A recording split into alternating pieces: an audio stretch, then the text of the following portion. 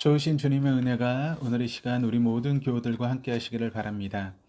오늘 우리가 함께 나누면서 은혜 받으실 하나님 말씀은 예레미야 36장의 말씀입니다. 오늘 말씀의 배경은 1절에 있는데 1절에 이렇게 기록을 합니다.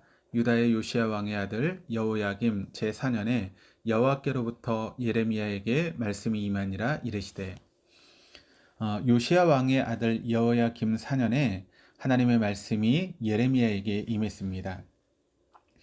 여호야김 4년은 주전 605년경으로 바벨론의 느부갓네살 왕이 유다를 쳐들어왔을 때 여호야김이 당시 강대국이었던 애굽과 연합군을 형성하여서 갈그미스라고 하는 곳에서 전투를 했던 해입니다.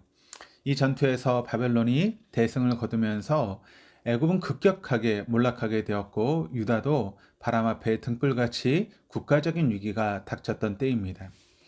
온 백성들이 불안하여 책임있는 지도자들의 말이나 하나님께서 주시는 어떠한 위로의 말이라도 듣기를 바랄 때였습니다. 그러나 예레미야는 여호야김 왕에게 반갑지 않은 사람이었고 이미 성전 출입을 금지시킨 상태였습니다. 그때 하나님의 말씀이 예레미야에게 임했기 때문에 그 뜻을 예레미야가 직접 백성들이나 왕에게 전할 수 없었습니다.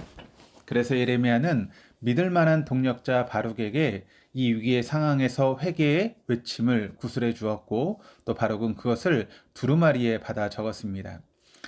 바룩은 예레미야의 서기관 역할 또는 대필자로서 20년 동안 함께 일을 했던 사람입니다. 그는 예레미야가 부른 대로 두루마리 책에 기록한 후에 성전에 가서 백성들에게 낭독하였습니다.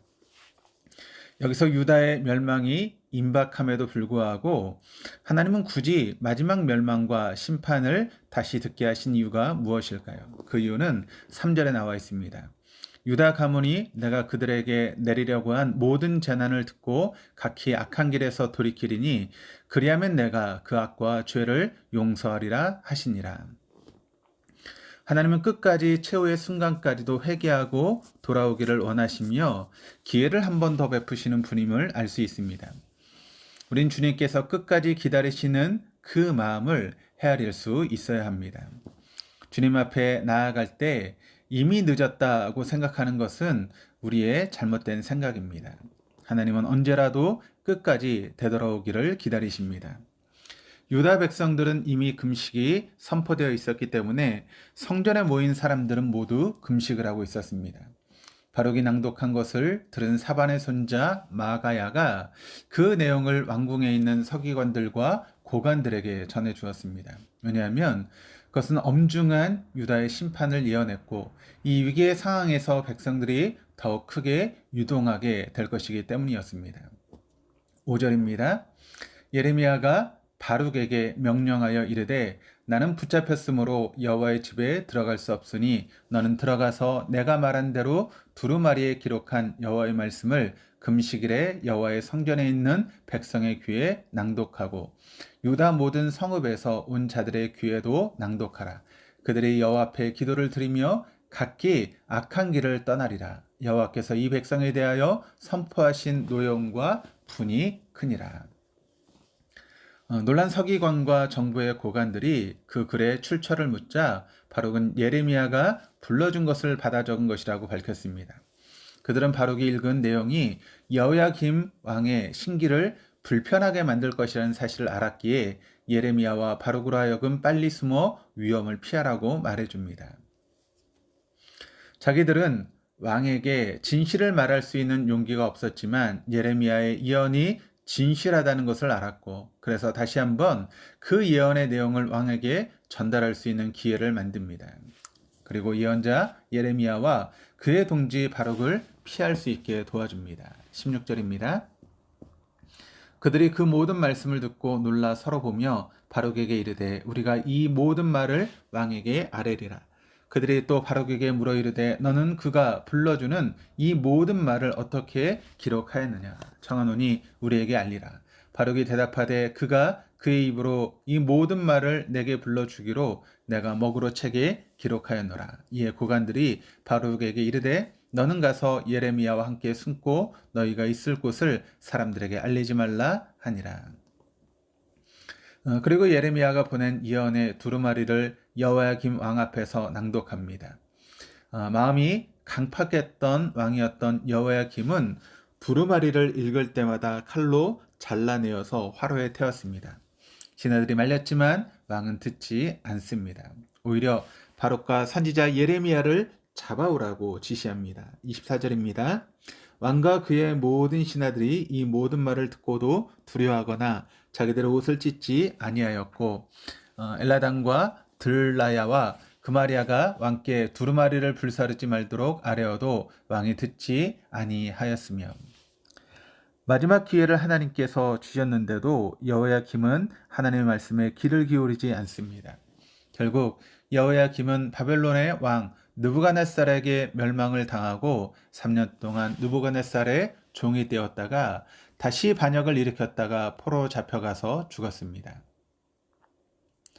완악한 여호야김과는 달리 그의 아버지 요시야는 성전을 수리하다가 발견한 두루마리를 읽고 침상에서 회개하면서 왕으로 나라를 다스리는 동안 타락한 백성들과 국가의 간행을 정리하고 고치는 개혁을 단행했습니다.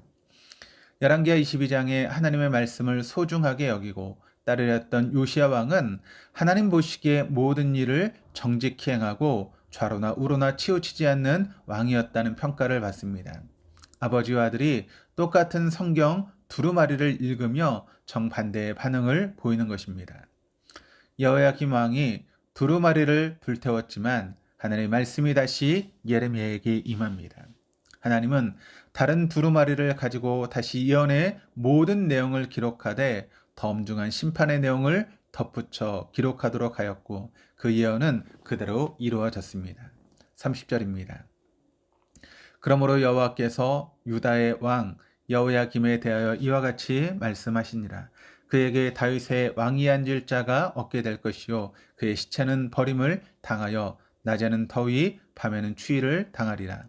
또 내가 그와 그의 자손과 신하들을 그들의 죄악으로 말미암아 벌할 것이라. 내가 일찍이 그들과 예루살렘 주민과 유다 사람에게 그 모든 재난을 내리리라 선포하였으나 그들이 듣지 아니하였느니라. 인간의 모든 권력과 강팍함으로 말씀의 두루마리를 태워 없앤다고 하여 하나님의 말씀이 사라지는 것은 아닙니다. 우리도 하나님께서 생명의 말씀으로 권고하시며 돌이킬 수 있는 새로운 기회를 주실 때에 겸손하게 말씀을 받고 순종함으로 우리에게 닥친 환난을 면하고 회복의 기회와 하나님의 은혜를 입는 믿음의 사람이 되어야 될 줄 믿습니다. 기도하시겠습니다. 하나님 아버지, 아버지의 심판이 코앞에 이르렀음에도 죄악에서 돌이키라고 하시는 살아계신 하나님의 말씀을 끝까지 외면하고 말씀을 찢어버렸던 여호야김의 강팍함이 오늘 우리가 사는 이 세상과 믿는다고 하는 크리스찬들에게도 동일하게 있음을 고백합니다. 하나님께서 친히 긍휼히 여기심으로 인생에게 주시는 회개의 기회를 놓치지 않게 하시고 말씀을 가까이하며 죄악된 삶에서 돌이키게 하옵소서.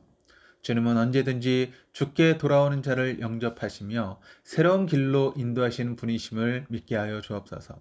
하나님 말씀에 순종하며 살게 도와주옵소서. 감사드리며 예수 그리스도 이름으로 기도드립니다. 아멘.